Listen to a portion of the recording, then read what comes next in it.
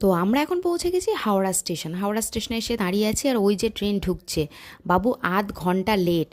6:30 train আসছে 7টায়। তো যাই হোক, এখানে আমরা সবাই এসে গেছি। তো দেখো আমাদের সাথে কারা কারা যাচ্ছে। আমরা যাচ্ছি, আমি, আমার হাজব্যান্ড, আমার ননদ, আমার যা ভাসুর, আর ওদের ওখানকার 3টে দাদা। তো সবাইকে দেখো এখানে হাই করে দিতে বলছি, তো সবাই হাই করছে।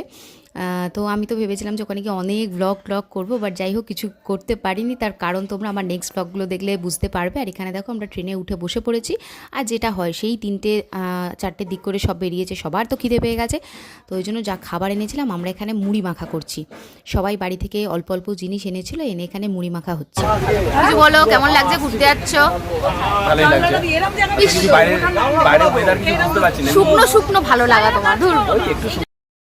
তো আমি ওখানে ট্রেনে বসে সবাইকে জিজ্ঞেস করছিলাম যে কার কেমন লাগছে, কি করছে। তো এখানে সবাই গল্প করছিলাম। আর মানে ট্রেনের মধ্যে একদমই ঠান্ডা ছিল না। আমি তো ভেবেছিলাম যে মানে ঠান্ডা